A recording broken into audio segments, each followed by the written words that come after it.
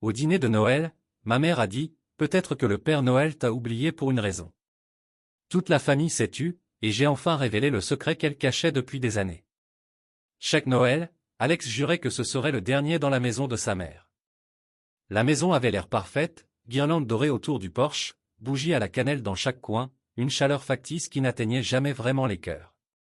Sa mère, Diane, entretenait cette illusion depuis des années, une famille parfaite, des fils parfaits, des traditions parfaites.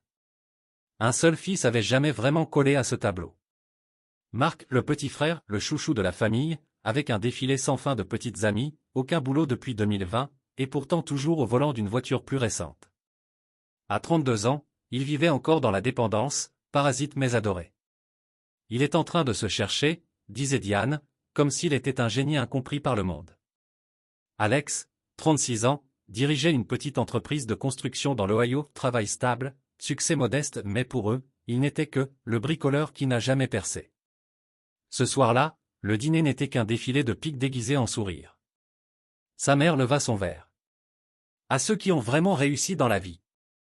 Son regard glissa vers Marc, qui esquissa un sourire suffisant en savourant le compliment. Rire tout autour. La femme d'Alex était partie 2 ans plus tôt, je ne supporte plus ta famille, avait-elle dit et c'était son premier Noël où il amenait Ellie, leur fille de 8 ans. Elle était assise bien droite, serrant sa serviette, essayant d'être la plus polie possible. Puis Diane se tourna vers elle, avec cette douceur acérée qu'elle réservait d'ordinaire aux ragots sur les voisins. Peut-être que le Père Noël t'a oublié pour une raison, ma chérie, dit-elle assez fort pour que tout le monde entende.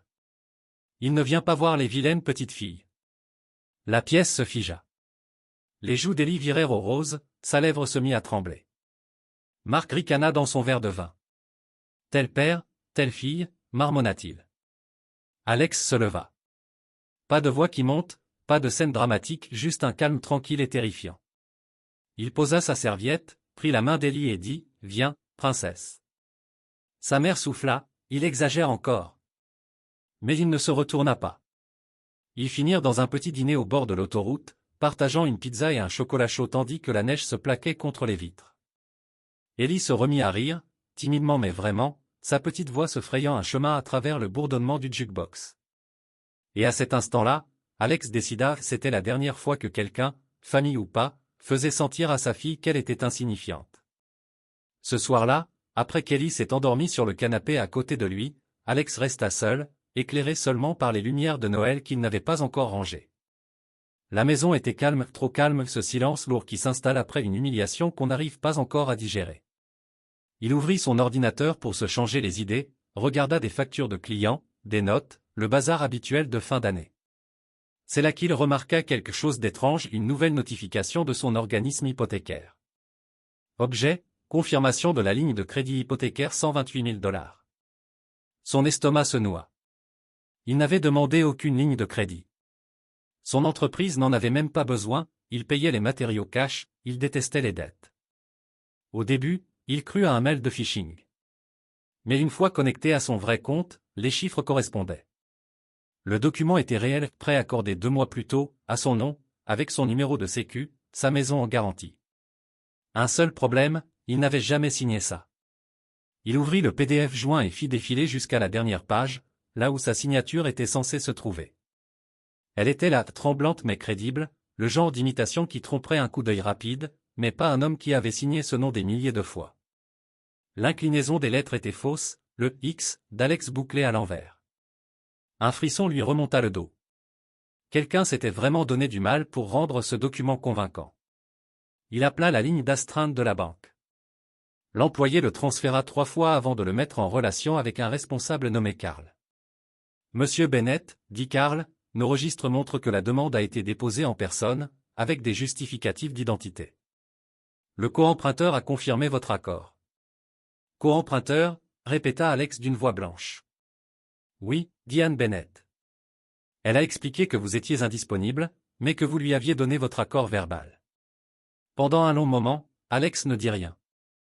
Il entendait son propre pouls résonner dans ses oreilles. « Ma mère a ouvert une ligne de crédit sur ma maison ?» Karl hésita. « Monsieur, les 2 noms figurent sur le prêt, et les fonds ont été transférés sur un compte familial joint. »« Pas mon compte. »« Non, sur le compte de madame, se terminant par 1134. Il coupa la communication avant que l'homme ait fini sa phrase. Ses mains tremblaient, pas de peur, ni même de colère, mais à cause de la prise de conscience grandissante que ce n'était pas une erreur. C'était l'histoire qui se répétait. Ses parents empruntaient, chez lui depuis des années, des petites choses, de l'essence, des primes d'assurance, un coup de main temporaire, toujours avec la promesse de rembourser. Il avait laissé passer. C'était la famille, après tout. Mais ça, c'était du vol. Le lendemain matin, il appela John Miller, un pote de fac devenu avocat. John décrocha à la deuxième sonnerie, la voix encore pleine de café. « John, j'ai besoin de révoquer tous les accès financiers que mes parents ont, banque, hypothèque, facture, tout ce qui est lié à mon nom. » John marqua une pause. « Tu es enfin prêt, hein? Prêt? Tu m'appelles depuis des années en me menaçant de les couper après chaque coup tordu, puis tu te dégonfles. Tu es sûr cette fois? » Alex regarda le dossier sur son bureau, son nom falsifié, sa maison hypothéquée. Totalement. Ça lui prit le reste de la journée. John le guida à travers chaque étape, geler les rapports de crédit, déposer une déclaration de fraude, envoyer une mise en demeure pour accès non autorisé. Alex changea tous ses mots de passe, tous les prélèvements automatiques, tous les comptes liés. Il appela les fournisseurs d'énergie, expliquant que tous les prélèvements gérés sous le label « Gestion familiale » devaient être immédiatement annulés. Arrivé à l'opérateur téléphonique, il eut presque envie de rire. Le compte, toujours à son nom, comportait 5 lignes actives, la sienne, la tablette d'Ellie, le téléphone de sa mère, et 2 au nom de Marc. « Résiliez tout sauf la mienne, dit-il. Monsieur, le numéro de votre frère est enregistré comme ligne professionnelle. » Professionnelle de quoi? De parasite? Il n'éleva pas la voix, mais le téléconseiller se tut net. Résilié. À midi, les retombées commencèrent. D'abord, un SMS de sa mère, « Tu as touché au compte hypothécaire? Je ne peux plus me connecter. » Puis un autre, « La carte de ton père a été refusée à la station-service. Règle ça tout de suite. » Puis Marc, fidèle à lui-même, dramatique, « Bro, c'est quoi ce délire? Mon téléphone est coupé. Tu veux ruiner Noël ou quoi? » Ensuite, le défilé de culpabilisation, « Tu exagères, tu punis ta famille, on t'a mieux élevé que ça. » Celui qui le fit vraiment rire, « Tu as toujours eu des problèmes de contrôle, Alex. La thérapie pourrait t'aider. » Il ne répondit à aucun. À la place, il s'assit sur son porche avec une tasse de café, regardant les derniers restes de neige fondre sur la rambarde. L'air était froid, pur, du genre qui fait mal aux poumons mais dans le bon sens. Pour la première fois depuis des années, son téléphone ne vibrait pas sous les demandes ni les petits messages passifs-agressifs sur la loyauté familiale. L'après-midi, il se rendit au bureau du cadastre et demanda les documents de propriété. Le privilège était là, bien en évidence, une ligne de crédit enregistrée à son nom et à celui de Diane Bennett, datée du 14 octobre. L'employé eut l'air gêné quand il demanda une copie certifiée conforme. « Problème de famille ?» demanda-t-elle doucement. « Un truc comme ça ?» répondit-il. De retour dans son pick-up, il rappela John. « Dépose tout ce qu'il faut pour récupérer la pleine propriété. Je paierai les frais. Tu te rends compte qu'ils vont se battre, hein? Ta mère va transformer ça en croisade. » « Qu'elle fasse, » dit Alex. « Cette fois, elle n'emprunte pas, elle vole. » Il raccrocha et poussa un long soupir, les yeux perdus sur le parking gelé. Le monde semblait étrangement immobile, comme la seconde avant qu'un orage n'éclate. Pendant des années, il les avait laissés grignoter des morceaux de lui, sa fierté, sa patience, son argent, parce que se défendre revenait à passer pour un ingrat. Mais maintenant il y avait Ellie. Et Ellie méritait un père qui ne pliait pas. Au coucher du soleil, il avait tout coupé, chaque compte partagé, chaque prélèvement automatique, chaque cordon financier que sa famille siphonnait en silence. Son téléphone vibra une dernière fois, l'écran affichant le nom de sa mère. Il le posa face contre la table. Pour la première fois de sa vie, le silence ressemblait à de la liberté. Tout commença par un post Facebook. 3 jours après qu'Alex eut gelé leur compte, sa mère publia l'un de ses statuts vagues et moralisateurs qu'elle adorait, un mélange de plainte et de théâtre moral. Parfois, les enfants oublient qui les a nourris. Dieu voit tout. À midi, la section commentaires s'était transformée en tribunal familial. Des cousins éloignés avec qui il n'avait pas parlé depuis des années déposaient des émojis en forme de cœur et des versets bibliques. Les amis d'église de sa mère se déversaient en « On prie pour toi, ma belle » et « Les enfants ingrats finissent toujours par payer ». Quelqu'un demanda même « C'est à propos d'Alex ?» Et sa mère mit un like. Alex fixa l'écran un long moment, pas en colère, juste fatigué. Même mise en scène, même scénario, nous avons sacrifié, il nous a abandonnés, nous avons aimé, il nous a punis. Il ne tapa pas un mot. À la place, il ouvrit un dossier sur son ordinateur intitulé « Documents affaires de fraude ». Capture d'écran, copie certifiée, lettre de la banque, tout classé soigneusement. Il mit en ligne 4 photos. Touche 1 le contrat de la ligne de crédit avec sa signature falsifiée. Touche 2 le relevé montrant le transfert des fonds vers le compte de Diane Bennett. Touche 3 la déclaration notariale du directeur d'agence. Touche 4 la plainte officielle pour fraude, déposée par son avocat. Sans légende.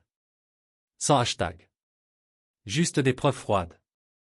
En 1 heure, le poste de sa mère disparut. Mais c'était trop tard. Les captures avaient déjà commencé à tourner. Un ancien camarade de classe de Marc envoya un message privé à Alex, « Ils ont vraiment imité ta signature ?» Un autre, « Ta mère se vantait de son nouveau SUV. On sait maintenant qui a payé. » Le soir, le groupe familial habituellement rempli de rappels d'anniversaire et de mèmes passifs agressifs était un champ de mine. Sa tante tenta de jouer les médiatrices. « Tu ne devrais pas laver ton linge sale en public. » Il répondit simplement, « C'est eux qui l'ont étalé en public en premier. » Puis, le silence. Ce vendredi-là, alors qu'Alex inspectait des cloisons sur un chantier, son chef d'équipe, Louis, l'interpella, « Patron, tu attends du monde. » Il leva la tête et les vit, son père dans son costume du dimanche alors qu'on était en semaine, sa mère, les yeux rougis, jouant les martyrs, et Marc, les mains enfoncées dans les poches de sa veste, avec le rictus de quelqu'un qui vient pour une bagarre qu'il n'a pas méritée. Ils traversèrent le terrain de gravat comme dans une scène de western. La voix de son père portait avant même qu'il ne s'approche. « Voilà ce que tu es devenu ? Un homme qui ridiculise sa propre mère sur Internet ?» Alex referma son clipboard.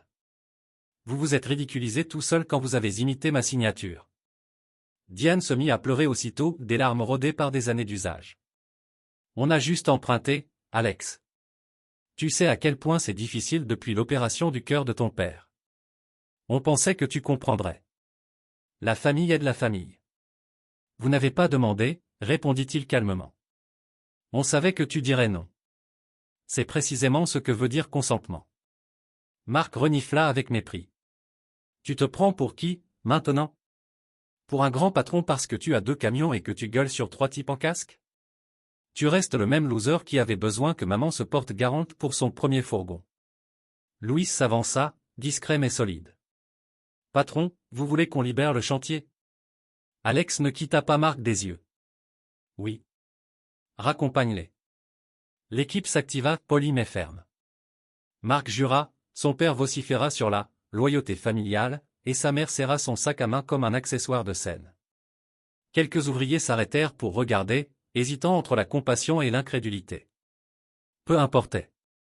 La scène se termina comme elle devait se terminer, 3 silhouettes s'éloignant dans la poussière et la lumière, leur voix noyée par le vacarme des outils qui se rallumaient. Quand le bruit reprit, Alex soupira. « Allez, au boulot, » dit-il doucement. Louis hocha la tête et partit vérifier l'échafaudage. Ce soir-là, après le dîner, Ellie était assise à la table de la cuisine avec une boîte de crayons, dessinant avec une concentration féroce. Lorsqu'elle eut fini, elle retourna sa feuille, un petit loup sous un pin, la queue enroulée protectrice autour d'un louveteau. « C'est nous, » dit-elle. « Toi tu es le grand. » Il sourit. « Et toi la petite ? » « Oui. Mais un jour, je serai grande aussi. » Il la regarda, vraiment regarda et sentit quelque chose changer. La colère qu'il avait brûlée toute la semaine avait disparu. À la place, une sorte de calme. Pas le pardon, pas encore, mais la certitude que le cycle était brisé. Il n'était plus le gamin assis à cette table de Noël, encaissant les humiliations et appelant ça de l'amour. Il était l'homme qui s'en était levé et était parti. Plus tard dans la soirée, alors qu'il bordait Ellie, elle demanda, « On retourne chez mamie pour Noël l'année prochaine. » Il remonta la couverture sous son menton. « Non, ma puce. L'année prochaine, on ira quelque part de tranquille. Peut-être à la montagne. Elle hocha la tête, contente. Bien. Le Père Noël préfère la montagne de toute façon. Lorsqu'elle s'endormit, Alex s'assit près de la fenêtre, regardant la neige tournoyer sous les lampadaires. Son téléphone vibra encore, un numéro inconnu. Le message disait « Tu le regretteras. La famille, c'est pour la vie. » Il le supprima sans lire la suite. La famille, se dit-il, c'est peut-être pour la vie mais la confiance, non. Et pour la première fois de sa vie, Alex se sentit totalement, profondément sans peur. Une semaine plus tard, alors que le vacarme commençait enfin à retomber, il revint, plus tranchant, plus méchant, avec le visage de quelqu'un d'autre. Louis fut le premier à le remarquer. « Patron, dit-il un matin en brandissant un flyer froissé, vous reprenez des petits chantiers en direct. » Le flyer portait le logo de la société d'Alex Bennett Construction et Repair, même police, même couleur, même numéro de licence. En dessous, aucun chantier trop petit. Super tarif appelé Mark Bennett. Le ventre d'Alex se serra. À midi, 2 appels de propriétaires arrivaient déjà pour « les travaux que vous avez faits la semaine dernière ». Il n'avait pris aucun nouveau chantier privé. Une femme, Madame Dorsey, était furieuse. Votre gars a pris la moitié du paiement d'avance, puis s'est volatilisé. Il a dit que c'était pour les matériaux. Il n'est jamais revenu. Alex garda un ton calme. Madame, je pense que quelqu'un usurpe le nom de mon entreprise. Vous pouvez m'envoyer la facture par mail? Quand il l'ouvrit, il sut tout de suite l'écriture était celle de Marc. La fausse facture portait même l'adresse de son entreprise, avec un numéro de téléphone dont un seul chiffre était différent. Il ouvrit les métadonnées du fichier, créé depuis l'ancienne adresse Gmail de Marc. Bâclé.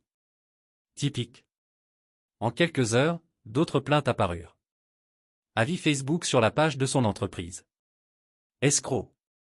A pris notre argent et a disparu. Bennett Construction a ruiné mon Porsche. Sa réputation, 15 ans de sueur et de sueur, était en train de brûler à cause de son propre frère pour quelques billets de plus. Il ne s'emporta pas. Il documenta. Chaque poste, chaque fausse facture, chaque mail capture numérotée, datée. Puis il se rendit au bureau du comté et déposa une plainte officielle pour usurpation d'identité professionnelle et fraude.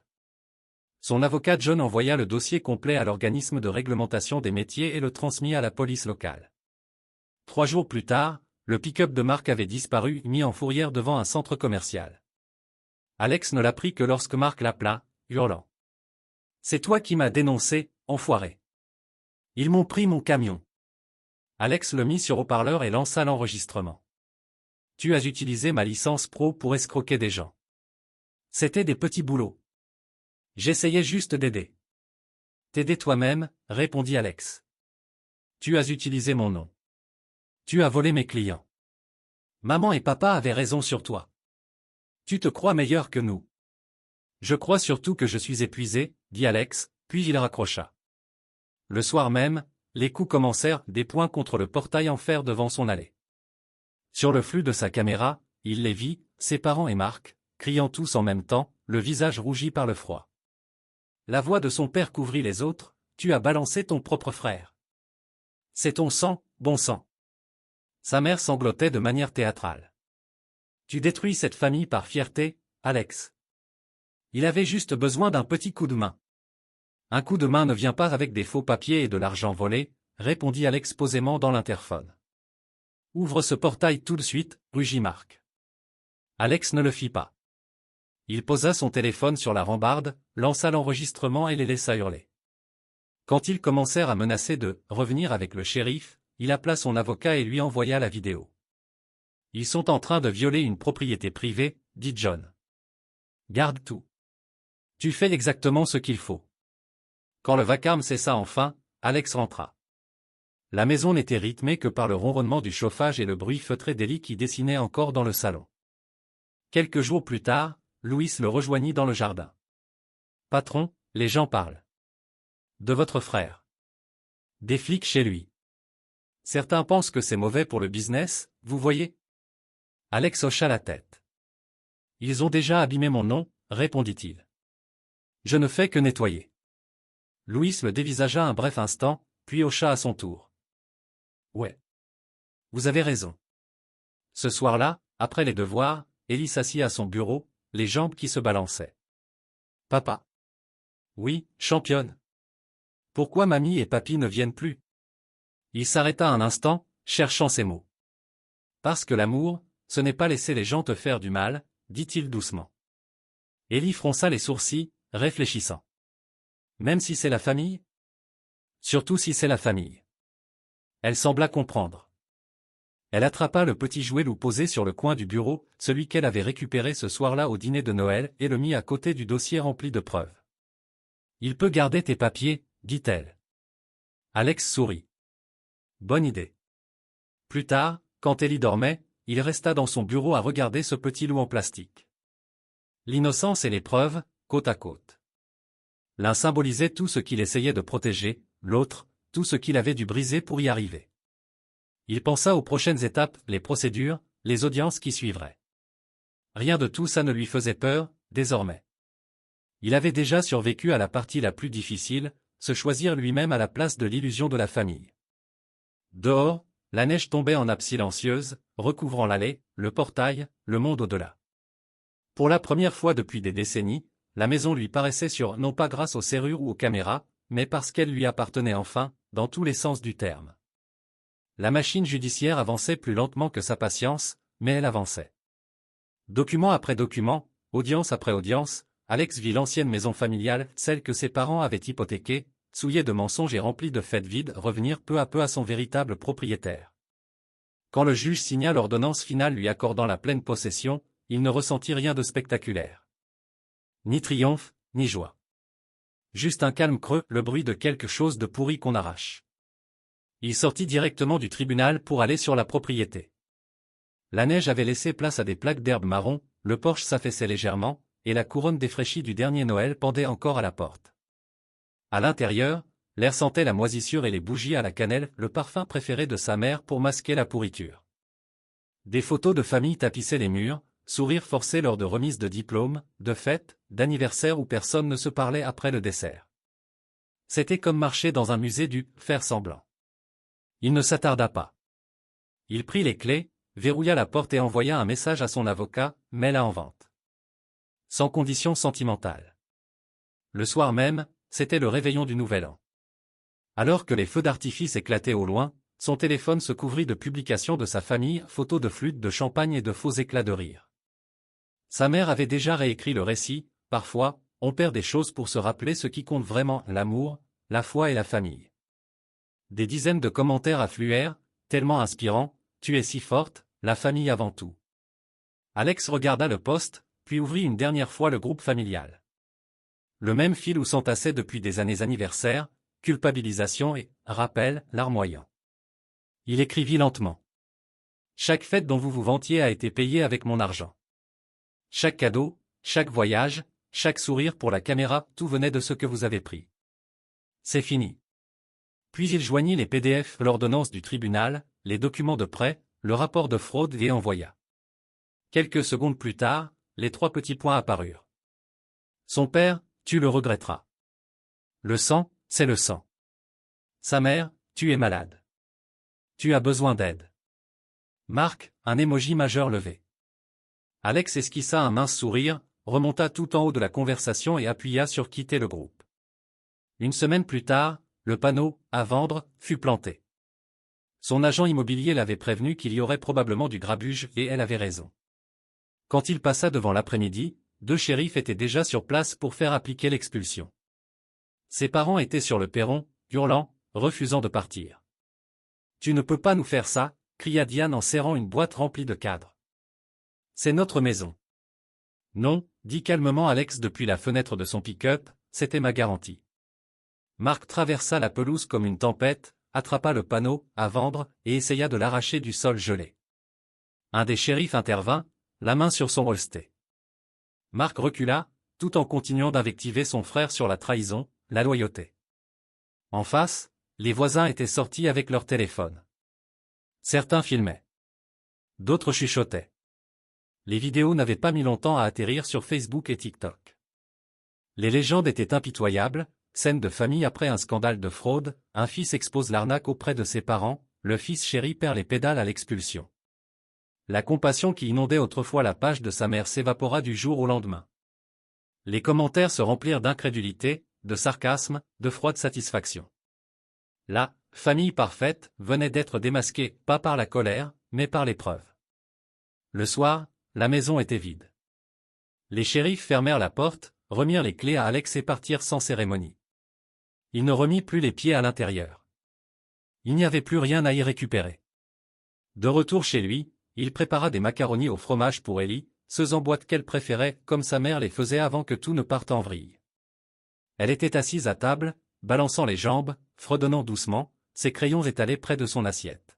« Ça va, princesse ?» demanda-t-il. Elle hocha la tête. « Oui. C'est juste plus calme maintenant. » « Le calme bien ou le calme pas bien ?» Elle réfléchit. « Bien, je crois. Comme avant qu'il neige. » Il sourit. « C'est le meilleur. » Après le dîner, ils regardèrent un film. À mi-chemin, Ellie se tourna vers lui. « On fait toujours des pancakes demain ?»« Toujours, » répondit-il.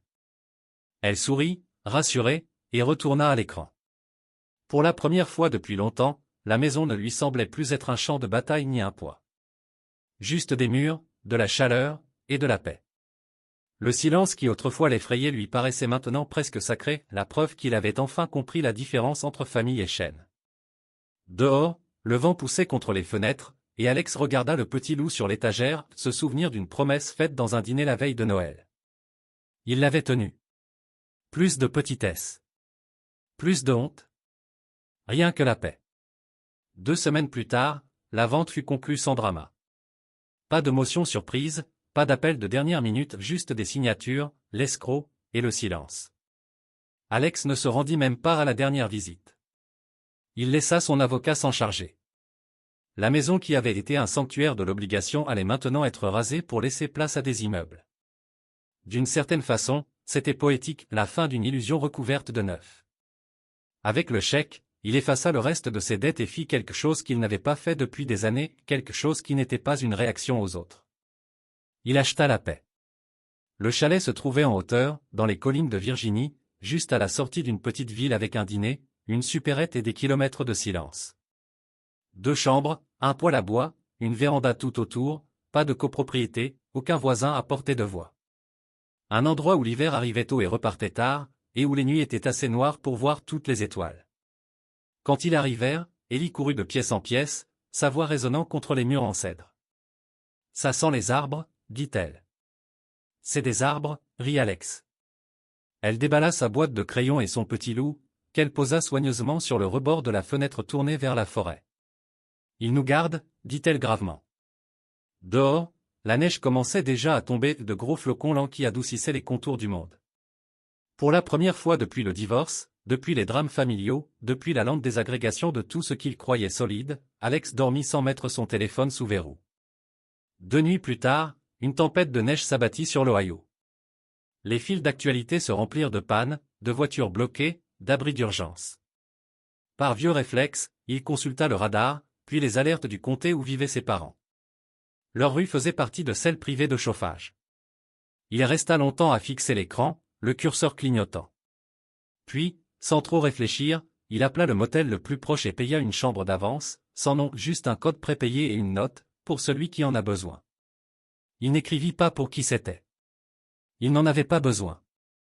Le lendemain, sa messagerie contenait un seul message. La voix de sa mère, petite, tremblante. « Quelqu'un a dû avoir pitié de nous » dit-elle. « Il reste encore des gens bien. » Alex l'écouta une fois, puis le supprima. Pas par cruauté, mais par lucidité. La compassion n'avait pas besoin de reconnaissance. En sortant, il trouva Ellie déjà jusqu'aux genoux dans la neige, en train de bâtir un fort avec le sérieux d'un architecte. « Viens, papa » cria-t-elle en lui faisant signe. Il enfila ses gants et la rejoignit. Ils entassèrent la neige jusqu'à ce que leurs mains soient engourdies, riant entre 2 frissons. Quand les murs furent assez hauts, Ellie posa son petit loup au sommet, comme un drapeau. « Maintenant, ils nous gardent aussi » dit-elle fièrement. Ils reculèrent pour admirer leur œuvre bancale, imparfaite, mais à eux. Ce soir-là, le vent hurla autour du chalet, secouant les vitres. Le feu crépitait dans le poêle. Ellie était levée dans une couverture sur le canapé, les joues encore rosies par le froid. « Papa, dit-elle d'une voix ensommeillée, on pourra rester ici pour toujours ?» Il sourit. « Aussi longtemps que tu voudras. » Elle hocha la tête, rassurée. « Alors on est à la maison. » Plus tard, lorsqu'elle fut endormie, il grava leurs initiales dans l'un des poteaux de la véranda à plus juste assez profondément pour que ça tienne des années. Le son du couteau dans le bois était doux et régulier, comme un battement de cœur. En rentrant, son téléphone vibra avec un nouveau mail. Objet, tu as gagné. De Marc. Pas d'excuses, pas d'explication. Juste ces deux mots. Alex le relut 2 fois, puis le supprima. Il éteignit son téléphone, le posa face contre la vitre à côté du loup sur le rebord, et s'assit près du feu. Dehors, la neige continuait de tomber dense, sans fin, silencieuse. Il regarda Ellie, recroquevillée sur le canapé, sa petite main posée sur le dos du loup, comme pour le maintenir en place. Pendant un long moment, il se contenta de l'écouter respirer. C'est là qu'il comprit la différence entre la victoire et la paix. La vengeance, se dit-il, n'était qu'un autre lien. Elle te gardait attaché aux gens qui t'avaient blessé, dans l'attente qu'ils ressentent enfin ce que tu avais ressenti. La liberté, c'était autre chose. C'était le souffle régulier de sa fille, la chaleur du feu, l'absence de vacarme à l'endroit où la colère avait vécu. Il s'adossa, ferma les yeux et écouta la tempête se perdre dans les arbres. Pour la première fois de sa vie d'adulte, Alex n'attendait plus rien, ni excuse, ni validation, ni revanche. Juste le lendemain matin. Des pancakes, des rires, la lumière du soleil à travers des vitres propres. Et peut-être enfin cette forme tranquille d'amour qui reste. Fin.